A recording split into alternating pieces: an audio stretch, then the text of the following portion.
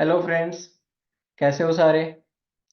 आज हम पढ़ेंगे magnetic flux and Faraday's law. एक सिमिलर सा टॉपिक हमने इलेक्ट्रोस्टैट्स में पढ़ा है, that was electric flux. Electric flux क्या था? The total number of electric field lines passing normally through an area was electric flux of that area. एक कोई भी सरफेस है, उसके थ्रू कितने इलेक्ट्रिक फील्ड लाइंस पास कर रहे हैं नॉर्मली, वो क्या था? उस एरिया का, उस सरफेस एरिया का इलेक्ट्रिक फ्लक्स। तो सिमिलरली मैग्नेटिक फ्लक्स हम क्या कहते हैं? The total number of magnetic field lines, total number of magnetic field lines passing through an enclosed area of a circuit और अ लूप। एक सर्किट या एक लूप के थ्रू, के एरिया के थ्रू कितने मैग्नेटिक फील्ड लाइंस पास कर रहे हैं, इसके काउंट को क्या कहते हैं हम?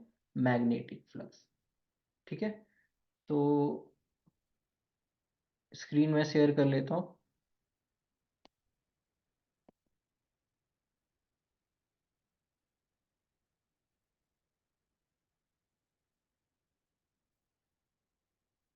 तो magnetic flux, it is the measure of magnetic field lines passing through an area enclosed by a circuit or a loop। ठीक है, तो यहां पे हमारे को सरफेस एरिया नहीं लेना होता है, किस लूप से, किस लूप से मैग्नेटिक फील्ड लाइंस जा रही हैं, उस लूप का एरिया हम कंसीडर करते हैं, और वो क्या होता है? Magnetic flux. ठीक है, तो वहां पे इलेक्ट्रिक फ्लक्स में तो आपसे पूछा जा रहा था एक हेमिस्फीयर के थ्रू इलेक्ट्रिक फ्लक्स बताओ, एक सिलिंड्रिकल सरफेस के थ्रू इलेक्ट्रिक फ्लक्स बताओ। यहाँ पे ऐसी चीजें आपसे नहीं पूछी जाएंगी, यहाँ पे थोड़ी आपको आसान चीजें मिलेंगी। यहाँ पे आपको एरिया ऑफ एक सर्कुलर लूप के थ्रू निकालना पड़ेगा। एक सेमी सर्कुलर लूप हो सकता है, एक रेक्टेंगुलर लूप हो सकता है, और कभी कभी आपको कहीं कहीं एक ट्रायंगुलर लूप भी दिख सकता है। ठीक है, सो मैग्नेटिक फ्लक्स का जनरल फॉर्मूला मैं लिख देता हूं। इसको, इस साइन से फ्लक्स को डिनोट करते हैं, मैग्नेटिक फ्लक्स को, और ये होता है integral of B D A. ये जनरल फॉर्मूला हुआ। अगर फील्ड नॉन यूनिफॉर्म है, तो जिस एरिया वेक्टर के पास जो मैग्नेटिक फील्ड है, उसके साथ डॉट प्रोडक्ट करके उसका समेशन करेंगे।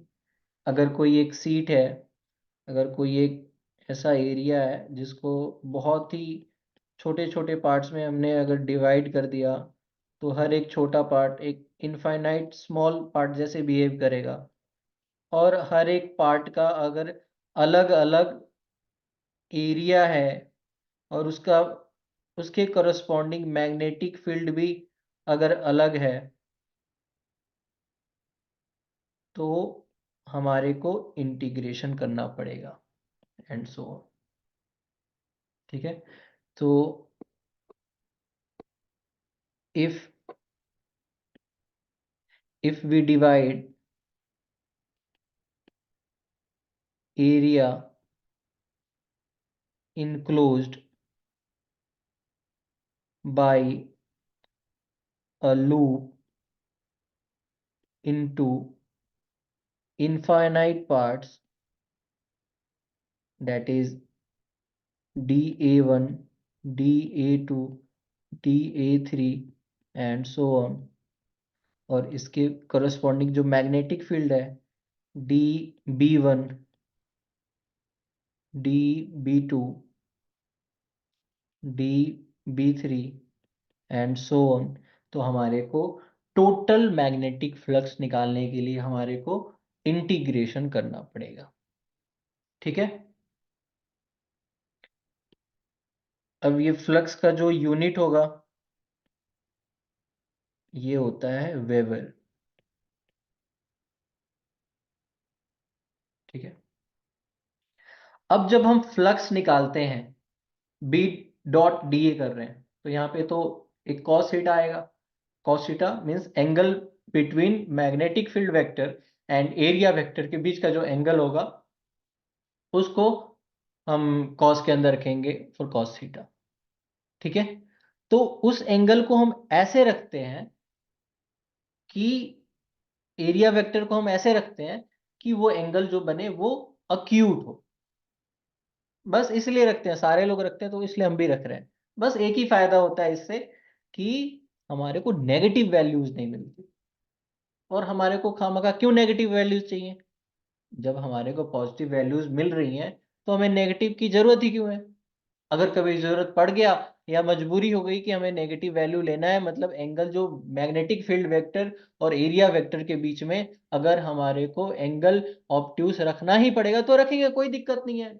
गलत नहीं है ऑब्ट्यूस लेना, ले सकते हैं, लेकिन क्यों नेगेटिव को कैलकुलेट करते रहे, नेगेटिव का एडिशन करते रहे। ठीक है। तो एक नोटिस टाइप का लिख लेते हैं, assume D area vector in such a way that they make acute angles with the magnetic field vectors। बस हम इसलिए कर रहे हैं क्योंकि हम नेगेटिव वैल्यूज को हम क्या कर रहे हैं, अवॉइड कर रहे हैं, और कुछ नहीं। ठीक है। We are trying to avoid negative values of flux. ठीक है। अब ये जो मोस्टली क्वेश्चंस होंगे आपको जो मिलेंगे वो यूनिफॉर्म मैग्नेटिक फील्ड के बेस पे ही रहेंगे।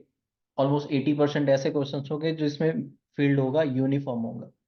कुछ 10% ऐसे क्वेश्चंस होंगे जहां पे एक लॉन्ग करंट कैरिंग वायर दे देंगे जिसके वजह से हमें पता है कि डिस्टेंस के साथ मैग्नेटिक फील्ड वेरी करता है, तो वो एक नॉन यूनिफॉर्म फील्ड का एग्जांपल दे देंगे।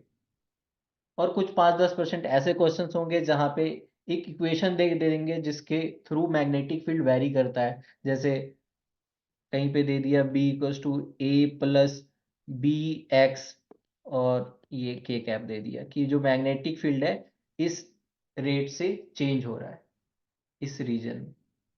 ठीक है। वरना मोस्टली क्वेश्चंस आपको कैसे मिलेंगे, जहां पे मैग्नेटिक फील्ड हो जो है वो यूनिफॉर्म है। ठीक।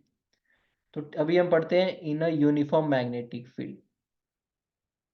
एक ये लूप है, एक ये लूप है जिसको हमने हॉरिजॉन्टली प्लेस कर रखा है।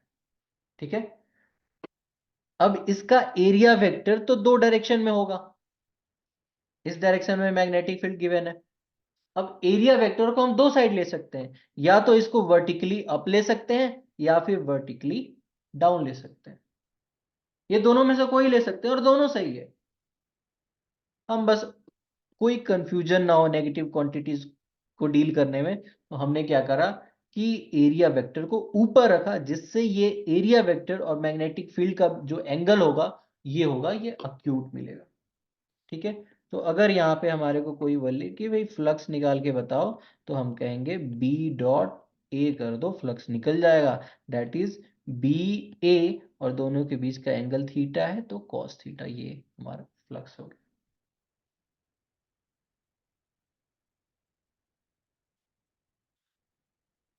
तो कह रहा है B is perpendicular to the plane of loop.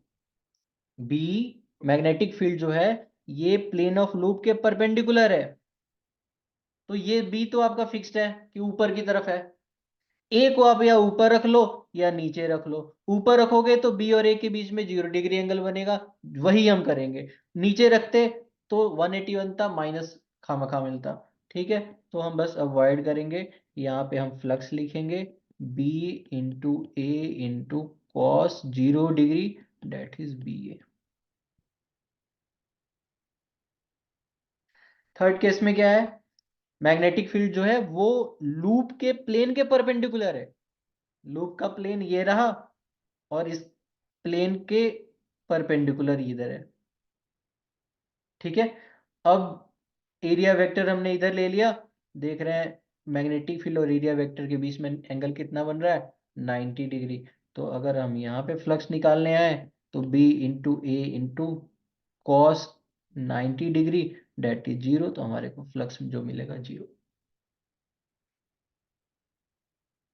और वैसे भी तो दिख रहा है ना, वैसे भी दिख रहा है कि भाई ये जब हॉरिजॉन्टल प्लेन में ये जो लूप है और रेज मैग्नेटिक फील्ड लाइंस ऐसे जा रही हैं, तो इसके थ्रू पास कहाँ से कर रही है, ये पास तो कर ही नहीं रही है। मैग्नेटिक फ्लक्स तो तब मिलेगा ना जब मैग्नेटिक फील्ड लाइंस उस लूप से पास करेंगी। जैसे यहां से पास कर रही थी, यहां तो चलो पूरी की पूरी पास कर रही थी। जितना इस एरिया में मैग्नेटिक फील्ड लाइन फॉल कर रहा था सारा का सारा पास कर रहा था, इसलिए तो बी ए मिला मैक्सिमम वैल्यू। और यहाँ पे इसको इंटरसेक्ट करके कोई नहीं जा रही है, इसके बीच से, इस एरिया वेक्टर के बीच से कोई नहीं जा रहा है। तो हमें ने क्या करा, तब हमें ये मिला कि भाई फ्लक्स इसका 0 होगा। ठीक है, तो फ्लक्स का डेफिनेशन क्या है, बी डॉट ए। चलो आगे बढ़ के एक क्वेश्चन करते हैं, थोड़ा और क्लियर समझ में आएगा। ये एक करंट कैरिंग वायर है, लॉन्ग करंट कैरिंग वायर है।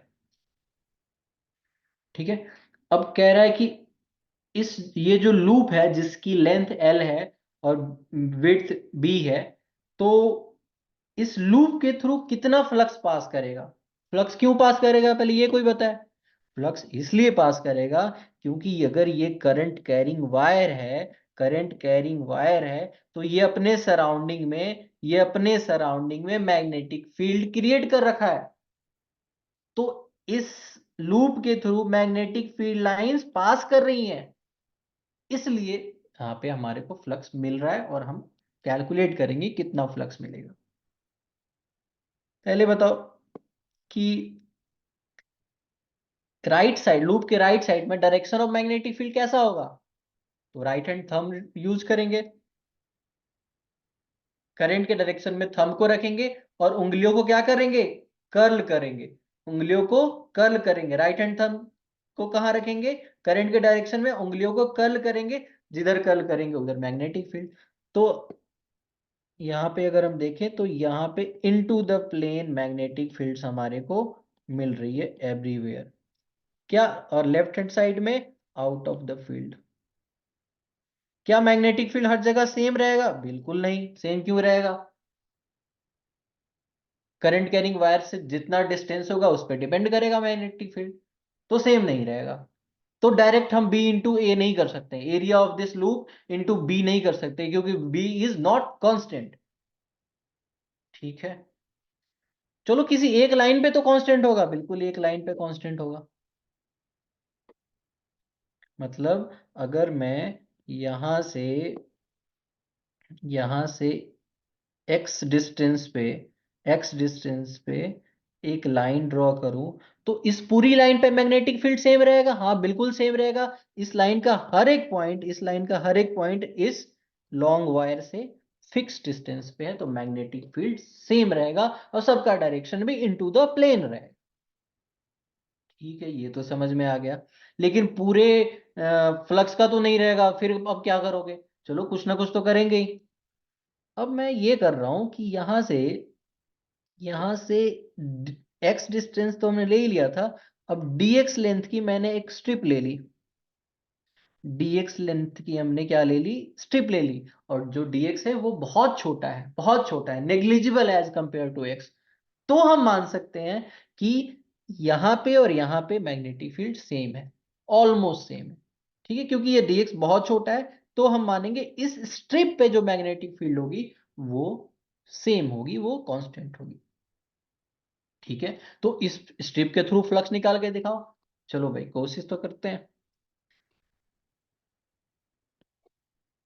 तो हमारे को magnetic field due to a long current carrying wire हमारे को पता है क्या होता है, B equals to mu naught I upon 2 pi R। तो यहाँ पे x डाल देते हैं। मतलब इस स्ट्रिप पे हर जगह mu naught I upon 2 pi x magnitude का मैग्नेटिक फील्ड होगा, जो कि डायरेक्शन उसका इनटू द प्लेन होगा। ठीक है, तो इस फ्लक्स से अब ये स्ट्रिप की एरिया से मल्टीप्लाई कर देंगे, और क्योंकि 90 डिग्री एंगल है तो फिर सीधा मल्टीप्लाई करेंगे दोनों को, तो हमारे को फ्लक्स मिल जाएगा। ठीक है, तो फ्लक्स डी फाई कर देते हैं, क्योंकि अभी तो पूरे का फ्लक्स निकालना है, उसको हम फाई बोलेंगे, इसको हम डी फाई बोल लेते हैं। ठीक है, तो ये क्या हो जाएगा, mu naught I upon 2 pi x into area of the loop, sorry area of the strip कितना हो जाएगा इसका, dx विड्थ है और लेंथ कितना है, लेंथ भाई इसका b है, तो ये हो गया एरिया, ये एरिया हो गया और इसको db बोल देते हैं, और ये db हो गया, इस एरिया को dA बोल देते हैं।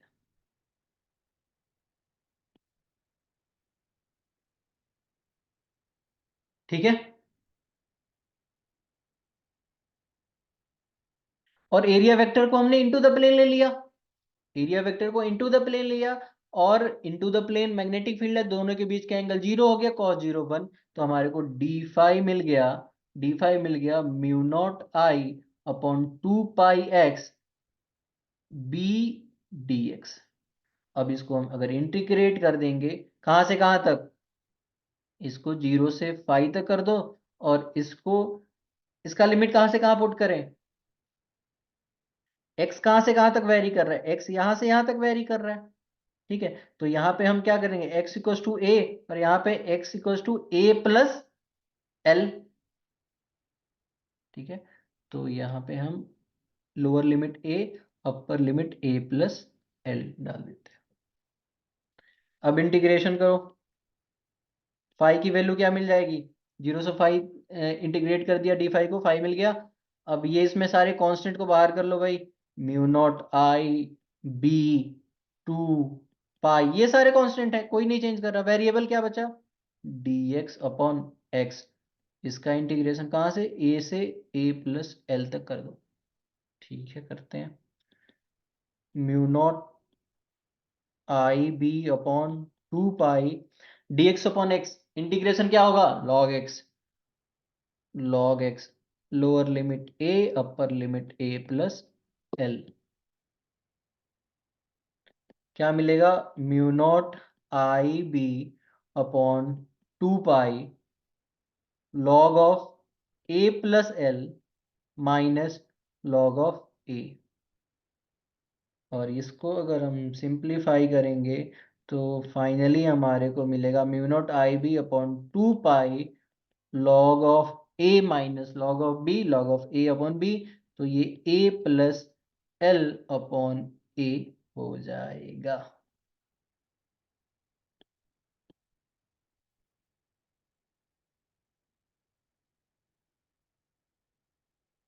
आई होप सबको फ्लक्स निकालना आया होगा इस लूप के थ्रू। ठीक है, चलो इससे एक रिलेटेड सवाल है, उसको करते हैं।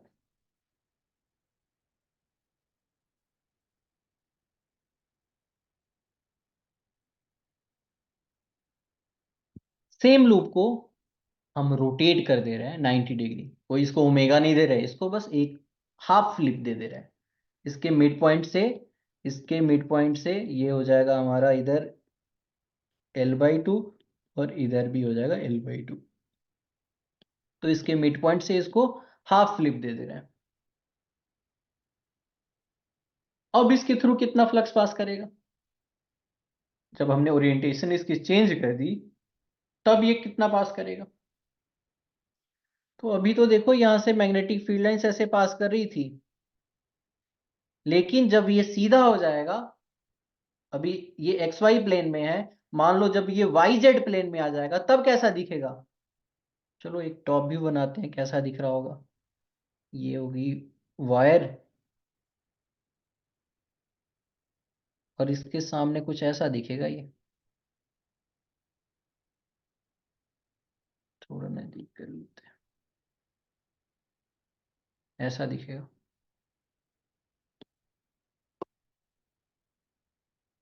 ये L/2 होगा और ये भी L/2 होगा, और ये वायर है।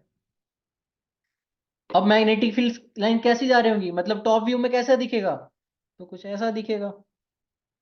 इसके थ्रू ऐसे कुछ सर्कुलर लूप्स बनेंगे।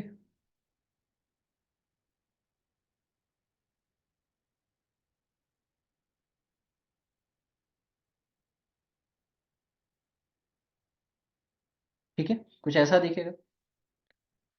फ्लक्स क्या होता है, number of magnetic field lines passing through area enclosed by the loop और सर्किट। यहां पे अगर आप ध्यान से देखो, मतलब ये चार पांच ही मैग्नेटिक फील्ड लाइंस नहीं निकलती, लेकिन उससे ज्यादा बनाना पॉसिबल नहीं है। तो आप ये देख रहे होगे, आप ये देख रहे होगे कि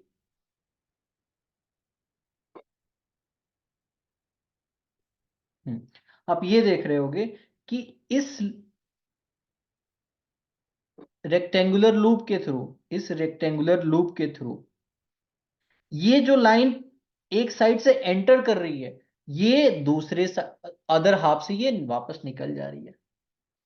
यहां से जो एंटर कर रही है वो वापस अदर हाफ से निकल जा रही है। ये इसलिए क्योंकि ये उसके सामने है, इधर L/2 है और इधर भी L/2 है। तो जितनी फील्ड लाइंस निकल जा रही है उतनी ही निकल जा रही है सेम टाइम में। ऐसा कुछ तो होता नहीं कि इसमें टाइम लैग होता है। ठीक है, तो सेम टाइम पे जितनी निकल रही है, अंदर जा रही है, उतनी बाहर निकल जा रही है। तो इसके through net elect magnetic field का जो पासिंग है वो क्या हुआ, जीरो हुआ। Number of field lines passing per unit time from this loop will be zero. ऐसे अगर 50 जा रहे होंगे तो 50 निकल भी रहे होंगे इधर से, जितने एंटर कर रहे होंगे साइमल्टेनियसली उतने एग्जिट कर रहे होंगे। तो net number of magnetic field lines passing through this loop will be zero. तो हम क्या कहेंगे, इसी को तो फ्लक्स कहते हैं। तो फ्लक्स जा ही नहीं रहा, जीरो है।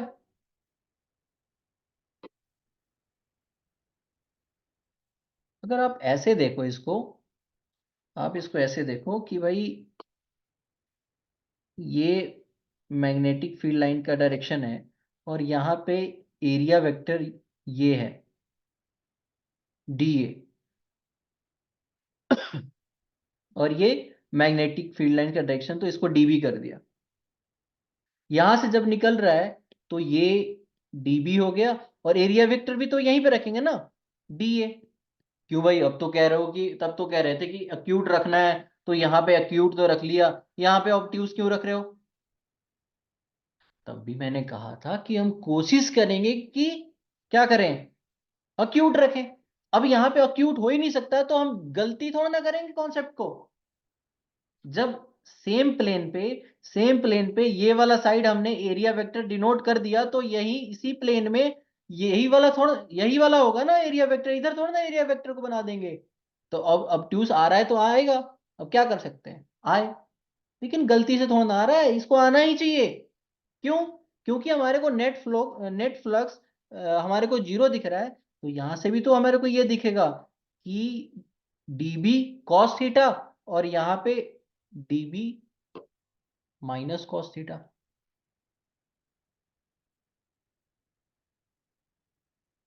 तो एक साइड में प्लस, एक साइड में माइनस, तो नेट फ्लक्स यहां से मैथमेटिकली भी हमारे को जीरो दिख रहा है।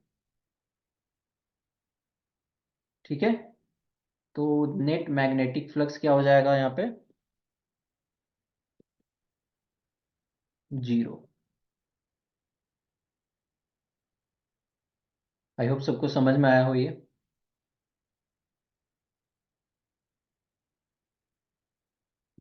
चलो आगे चलते हैं। अब नेक्स्ट पढ़ते हैं फैराडेज लॉ। तो फैराडेज लॉ क्या कहता है? फैराडेज लॉ कहता है कि when ever flux changes through a circuit और अ लूप, जब भी किसी सर्किट या लूप के थ्रू हम फ्लक्स चेंज करते हैं, उसमें एक ईएमएफ इंड्यूस हो जाती है। ईएमएफ मीन्स कोई वोल्टेज सोर्स टाइप का। जब भी किसी लूप के थ्रू हम फ्लक्स चेंज करते हैं तो उसमें ईएमएफ प्रोड्यूस हो जाती है। और ये जो ईएमएफ प्रोड्यूस होती है वो डिपेंड करता है, कि किस रेट से हम फ्लक्स को चेंज कर रहे हैं। ठीक है। तो अकॉर्डिंग टू फैराडेज लॉ,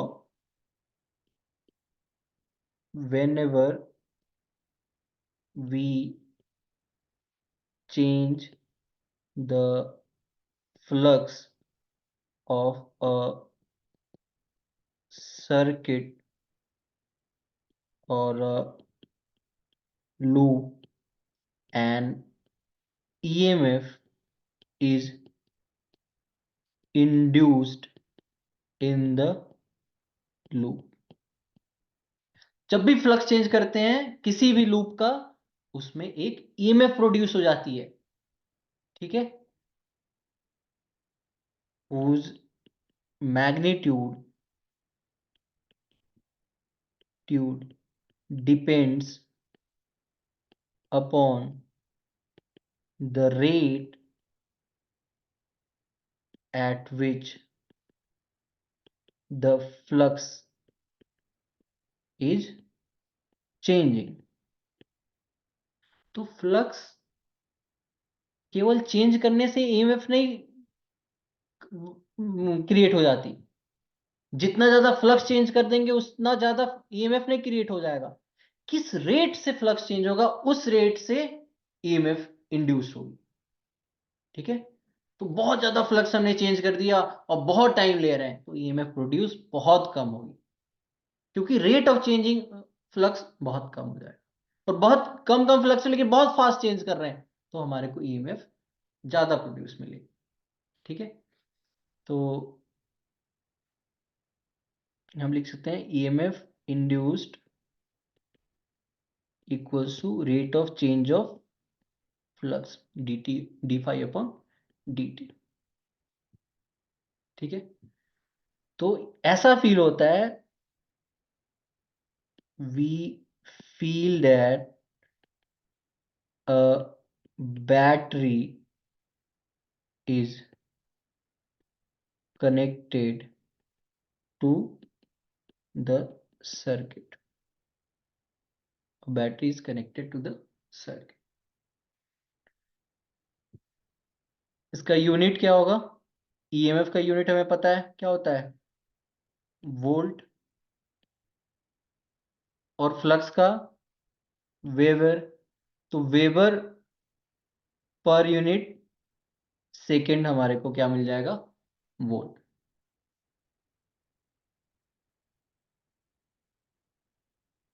ठीक है। तो अगर ये जो लूप है ये क्लोज्ड है, क्लोज कंडक्टिंग लूप है, if the loop is conducting, we shall get an induced current in the loop। अब लूप में ईएमएफ आ गया और वो कंडक्टिंग है तो इंड्यूस्ड करंट भी मिल जाएगा, and that will be equals to 1/r d phi upon D T.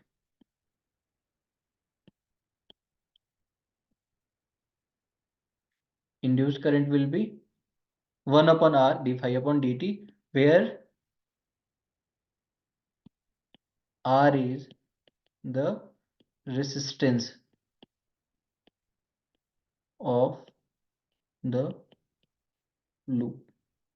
Here r is the resistance of the loop। ठीक है।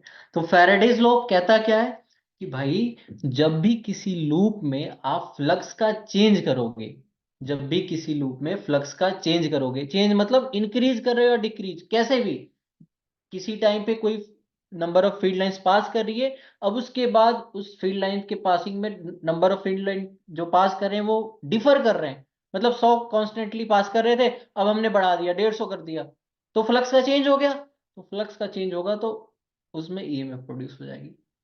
अब जितना ज्यादा फ्लक्स का चेंज होगा, जितना जल्दी फ्लक्स का चेंज होगा, कम या ज्यादा, ईएमएफ भी उसी कॉरस्पॉन्डिंग उसी रेट से ज्यादा या कम क्रिएट होगी। ठीक है, चलो क्वेश्चन करते हैं, उससे थोड़ा और क्लियर समझ में आएगा। कह रहा है कि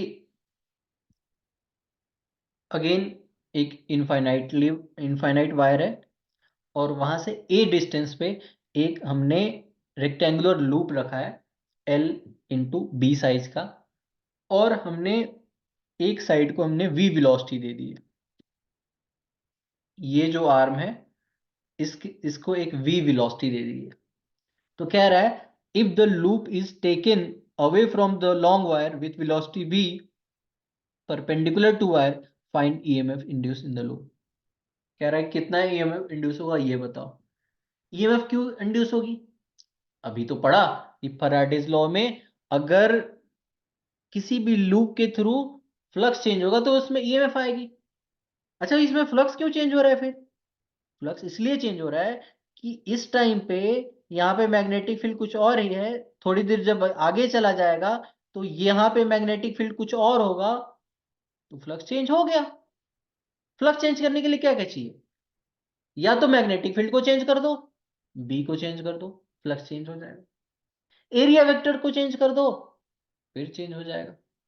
या दोनों के बीच का जो एंगल है वो चेंज कर दो, तीन क्वांटिटी है बी ए कॉस थीटा, बी को चेंज कर दो या ए को चेंज कर दो या फिर दोनों के बीच का एंगल चेंज कर दो, या तीनों एक साथ चेंज करो, मतलब इनके कॉम्बिनेशन में कोई भी चेंज आएगा तो फ्लक्स चेंज आ जाएगा। यहां पे ये लूप आगे बढ़ रहा है तो इसका एरिया तो नहीं चेंज हो रहा है, area not changing, area not changing, angle भी नहीं चेंज हो रहा है, हर जगह मैग्नेटिक फील्ड क्या है, इनटू द प्लेन है, और एरिया वेक्टर वर्टिकली अपवर्ड हमने लिया है, तो हमेशा हमेशा 90 डिग्री का, सॉरी 0 डिग्री का एंगल बन रहा है, 0 डिग्री या 180 डिग्री का, तो दोनों के बीच का एंगल नहीं चेंज हो रहा है, दोनों एरिया नहीं चेंज हो रहा है लूप का, चेंज क्या हो रहा है, मैग्नेटिक फील्ड चेंज हो रही है, इसीलिए फ्लक्स चेंज होगा, इसीलिए ईएमएफ प्रोड्यूस होगी। ठीक है, तो हमने एक फॉर्मूला निकाला था, क्या, फ्लक्स का, क्या था, mu naught I B upon 2 pi log A plus L upon A, 2 pi ए था।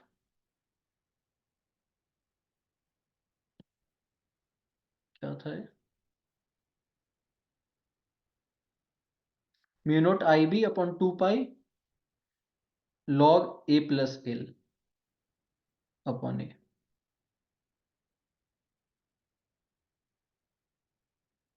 ये फ्लक्स हमने निकाला था, ये कब, जब यहां पे ये रुका हुआ था, यहां पे ये स्टेशनरी था, अब ये मूव कर रहा है, तो जब ये v वेलोसिटी से मूव कर रहा है तो हमारे को इन सारी चीजों में क्या क्या चेंज कर रहा है, हमें क्या निकालना है, फ्लक्स निकालना है। फ्लक्स निकालने के लिए हम क्या करेंगे, हम क्या कर, सॉरी हमें ईएमएफ निकालना है, ईएमएफ निकालने के लिए क्या करेंगे, d phi upon D t करेंगे, ईएमएफ निकल जाएगा। फ्लक्स का change with respect to time. अब बताओ इसमें क्या क्या चेंज कर रहा है, इसमें म्यू नॉट अपॉन 2 पाई, ये तो कांस्टेंट ही है, ये क्या चेंज करेगा, ये तो कांस्टेंट ही है। आई चेंज कर रहा है क्या, नहीं, क्वेश्चन में तो नहीं दिया हुआ है, तो ये भी कांस्टेंट अज्यूम करेंगे, आई जब चेंज ही नहीं कर रहा है तो ये भी कांस्टेंट है। बी चेंज कर रहा है क्या, बी चेंज कर रहा है क्या, नहीं, ये तो आगे जा रहा है ना, तो इसका साइज थोड़ा ना, लूप का साइज थोड़ा ना चेंज हो रहा है, तो इसका बी भी कांस्टेंट है, इसका बी भी कांस्टेंट है और इसका एल भी कांस्टेंट है, आगे ही तो जा रहा है, स्ट्रेच थोड़ा ना हो रहा है, तो एल भी कांस्टेंट है। ए के बारे में बताओ, एक चेंज कर रहा है क्या? हाँ बिल्कुल चेंज कर रहा है। कैसे? भाई अभी ये लूप यहाँ पे है तो ए का लेंथ कुछ और है, ये लूप अभी यहाँ आ जाएगा मूव करके, तो ए का लेंथ कुछ और आ जाएगा, तो ए ही चेंजिंग। अच्छा, ए चेंज कर रहा है, किस रेट से चेंज कर रहा है भाई? तो जिस विलो जितने टाइम में ये पॉइंट यहां से यहां चला जाएगा, उतने टाइम में ए यहां से यहां बढ़ जाएगा। तो जिस रेट से ये आगे जा रहा है, मतलब वी से वेलोसिटी से ये जा रहा है, तो ए का भी रेट ऑफ चेंज क्या है? वी ही है। ऐसे भी देख लो, यहाँ से इसको अगर हम 0,0 ओरिजिन ले लेते हैं और इसके रिस्पेक्ट में इसको हम a,0 डिफाइन कर दे रहे हैं किसी टी टाइम पे, और इसके बाद ये आगे जा रहा है v वेलोसिटी से, तो rate of change of a क्या हो जाएगा? v ही होगा। ठीक है, तो यहाँ a is variable and a किस रेट से चेंज कर रहा है? तो dA/dt, यही तो v है, v रेट से चेंज कर रहा है। चलो d∅/dt निकालते हैं फिर। d∅/dt निकालने के लिए हम क्या करेंगे? d ऑफ फाई क्या है? Mu naught I B upon 2 pi log A plus L upon ए। तो इसका फ्लक्स d∅/dt।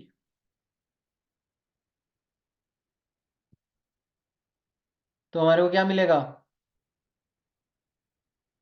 ईएमएफ। तो इसमें सारा कांस्टेंट है, बाहर कर लेते हैं, mu naught I B upon 2 pi log A variable है, तो इसको क्या लिख सकते हैं? लॉग 1 + L/A लिख सकते हैं क्या? बिल्कुल लिख सकते हैं। तो mu naught I B upon 2 pi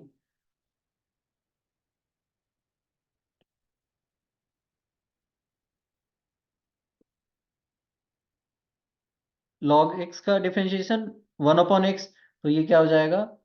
A/A+L, और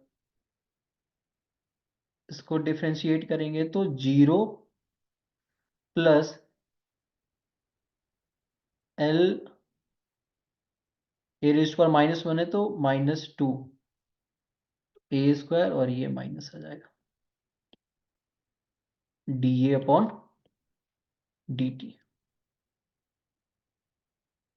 और dA/dt क्या है? v। तो यहां से हम क्या लिखेंगे? EMF equals to mu naught I B upon 2 pi A/A+L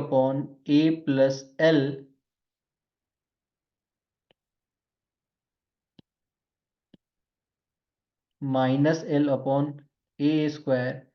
इसको हम क्या लिख देंगे? v। ये कैंसिल हो जाएगा a से ये, तो हमारे को क्या मिल जाएगा? EMF equals to minus mu naught I B L V upon 2 pi A × A+L। ये हमारे को ईएमएफ मिल जाएगा।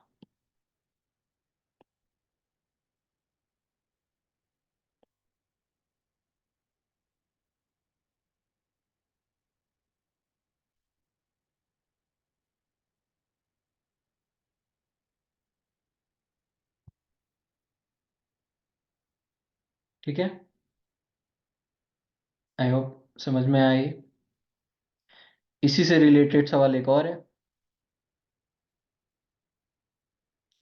अब हम क्या कर रहे हैं? सेम लूप को, जो इस डायरेक्शन में ले जा रहे थे, अब इधर नहीं ले जाके किधर ले जा रहे हैं? अपवर्ड डायरेक्शन में लेके जा रहे हैं, इधर लेके जा रहे हैं। तो अब बताओ ईएमएफ कितनी प्रोड्यूस होगी, होगी नहीं होगी, क्या होगा? ठीक है, जब इसको चेक करना है तो हम पहले फॉर्मूला डालते हैं। फॉर्मूला क्या है फ्लक्स का? फ्लक्स का फॉर्मूला था mu naught I B upon 2 pi log of A plus L upon A. ये था फ्लक्स का फॉर्मूला। चलो ठीक है, अब देखते हैं क्या वेरी कर रहा है।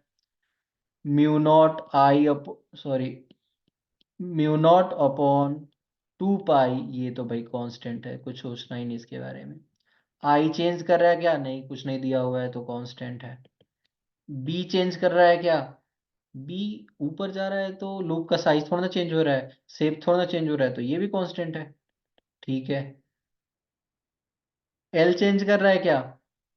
एल भी तो उसका शेप का पार्ट है, तो एल क्यों चेंज होगा? नहीं हो रहा है भाई। ए चेंज हो रहा है क्या? नहीं नहीं, इसी लेंथ पे तो आगे जा रहा है, ऐसे जा रहा है, इसी लेंथ पे आगे जा रहा है, इसी के पैरेलल, तो ये भी नहीं चेंज हो रहा है। क्या बात हो, कुछ चेंज ही नहीं हो रहा है। सारे के सारे रख के चेक कर लिए, कोई चेंज ही नहीं कर रहा है। तो जब फ्लक्स का कोई भी ऐसा पार्ट नहीं है जो वेरिएबल है, कोई चेंज ही नहीं हो रहा है, तो हर टाइम पे ये इनफाइनाइट वायर है, हर पॉइंट पे ये जहां जाएगा फ्लक्स इतना ही रहेगा, फ्लक्स चेंज ही नहीं होगा। तो हम कहेंगे कि change in flux equals to 0।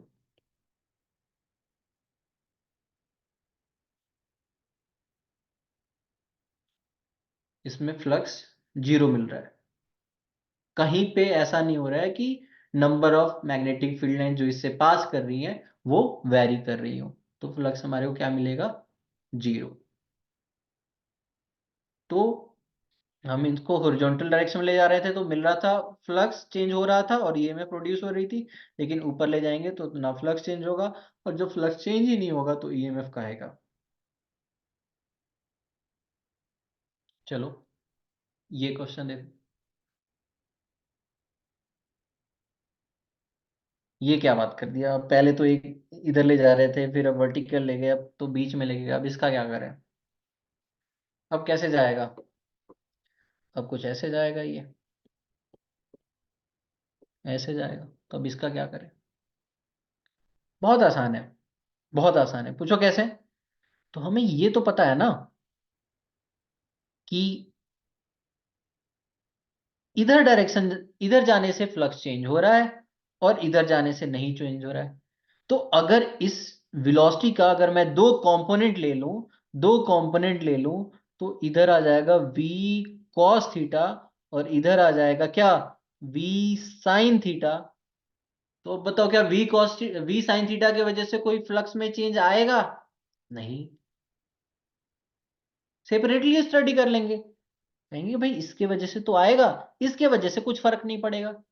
तो मैं ये वाले फॉर्मूले में, ये वाले फॉर्मूले में v की जगह v cos थीटा डाल दूं तो कोई दिक्कत? ये वाले फॉर्मूले में अगर v की जगह v cos थीटा डाल दूं तो कोई दिक्कत? कोई दिक्कत नहीं भैया हमें।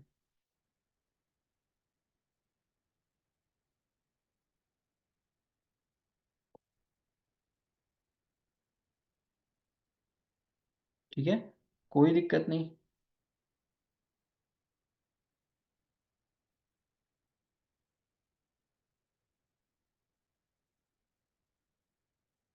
तो v की जगह हम क्या डाल देंगे यहाँ पे? v cos theta. v sin theta के वजह से कोई फ्लक्स चेंज नहीं होगा। There will be no flux due to v sin theta. तो नेट ईएमएफ जो होगी वो v cos थीटा के वजह से ही होगी। ठीक है।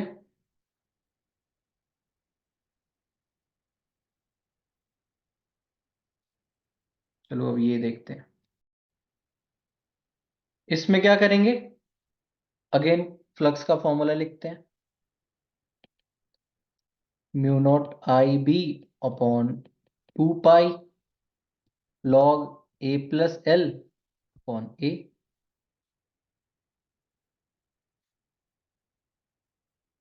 यहां पे क्या हो रहा है कि पहले तो लूप इतना ही बड़ा था, अब ये दो स्लाइडिंग रिंग्स लगा दी है और अब इस पे ये बी स्लाइड कर सकता है, ठीक है, बी ये स्लाइड कर सकता है। तो कह देते हैं कि ये v वेलोसिटी से स्लाइड कर रहा है, ये v वेलोसिटी से स्लाइड कर, ठीक है। तो अब हम इस फॉर्मूले में वेरिएबल्स को देखें तो क्या मिलेगा हमारे को अभी भी same process, mu naught upon 2 pi constant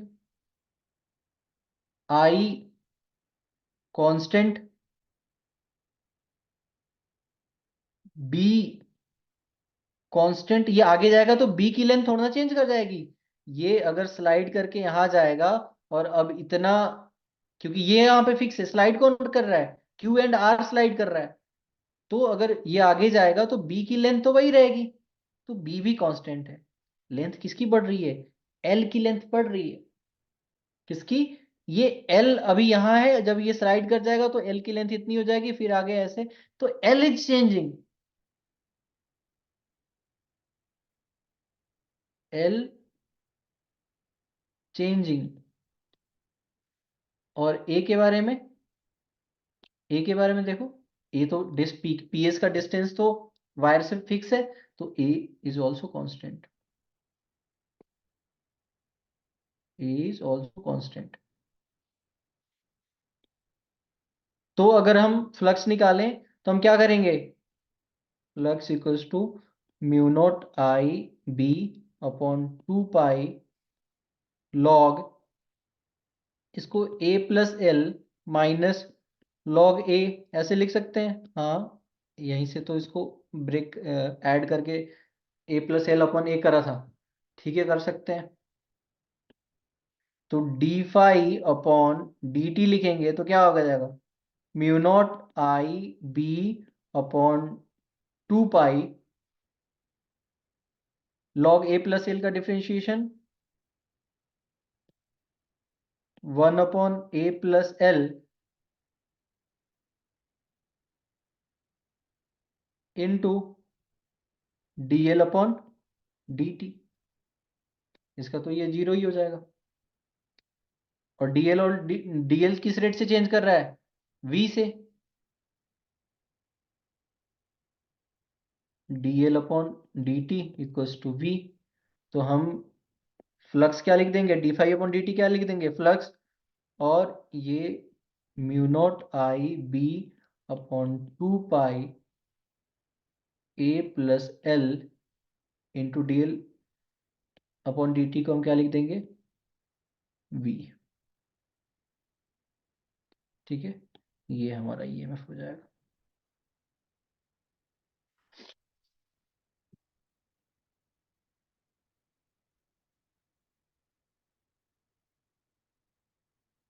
ठीक है, अब इसको हॉरिजॉन्टली खींच रहे थे, ऐसे ही स्लाइडिंग लगा के हम क्या करें, इसको नीचे की तरफ खींचते हैं। अब चेक करते हैं क्या होता है, सेम वही पहला जो हमने फॉर्मूला निकाला था उसी को यूज करना है, phi equals to mu naught I B upon 2 pi log A plus L upon A, ये फ्लक्स का फॉर्मूला हो गया। क्या क्या करें, चेक कर लेते हैं सारे वेरिएबल्स, मतलब इसमें कौन वेरिएबल है, mu naught I, mu naught upon 2 pi constant. ये इतना मैं रिपीट क्यों कर रहा हूं, क्योंकि आप भी रिपीट करो, और जितनी बार रिपीट करोगे सीखोगे उसी से आपके दिमाग में चीजें ज्यादा देर तक रहेंगी, ठीक है। तो आपको भी रिपीट करना है, एटलीस्ट शुरू में तो रिपीट करना ही है, धीरे धीरे आपको यूज टू हो जाओगे, फिर आपको दिखने लगेगा, फिर कोई दिक्कत नहीं। आई कांस्टेंट, बी, बी क्या हो रहा है, बी इतना था, अब ये जब आगे जाएगा तो बी की लेंथ बढ़ेगी, बी अब और बढ़ते जाएगा, तो B is variable now.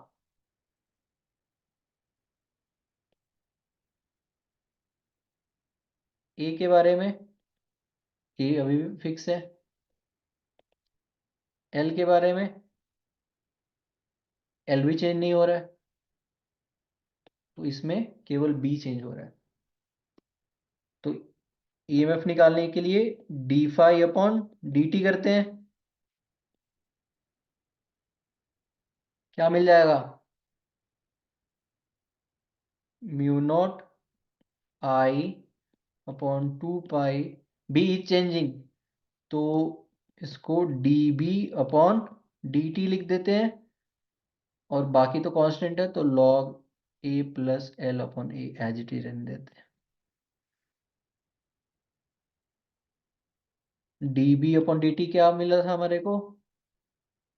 Velocity. तो यहाँ पे ईएमएफ जो इंड्यूस होगी वो होगी mu naught I V upon 2 pi log A plus L upon ए।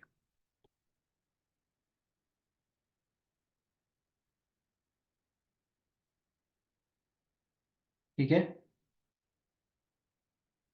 तो ऑलमोस्ट हमने सारे सिनेरियोज कवर कर लिया।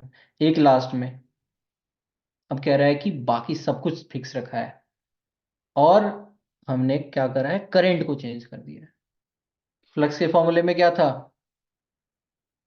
फ्लक्स के फॉर्मूले में क्या था? Mu naught I B upon 2 pi log A plus L upon A, ये था। अब जब ये स्टेशनरी ही है, यही पे है, तो एल बी ए सारा फिक्स है, तो ये पूरा फिक्स है, ये फिक्स है, म्यू नॉट 2 पाई सारा फिक्स है। करंट चेंज कर रहा है, तो सिर्फ करंट चेंज करने की वजह से भी फ्लक्स का चेंज होगा, और फ्लक्स जैसे ही चेंज होगा ईएमएफ प्रोड्यूस हो जाएगी। ठीक है, तो अगर d phi d I upon D t कोई भी वैल्यू दे रखी है, कोई भी के वैल्यू दे रखी है, तो अब हमारा ईएमएफ इंड्यूस्ड क्या हो जाएगा? म्यू नॉट आई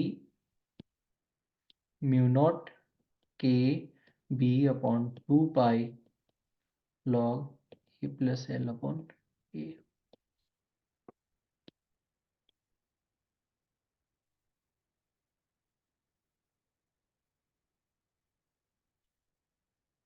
तो हमने फ्लक्स चेंज के और ईएमएफ इंड्यूस के बहुत सारे केसेस कर लिए हैं। ये क्वेश्चंस एनफ है हमारी थिंकिंग स्किल को ठीक करने के लिए, इस कॉन्सेप्ट के लिए। ठीक है, तो हमें बस खुद से घर पे जाके इन सारी चीज़ों को खुद से दोबारा से रिवाइज करनी है, और बिना देखे सारे क्वेश्चंस को खुद से अटेम्प्ट करने हैं। सीखोगे आप तभी जब आप अपने से खुद से अटेम्प्ट करोगे। अगर नहीं कहीं दिख रहा है तो आप पलट लेना, लेकिन उसके पहले अपनी पूरी मेहनत होनी चाहिए, अपना पूरा एफर्ट होना चाहिए। ठीक है, thank you so much guys, see you soon.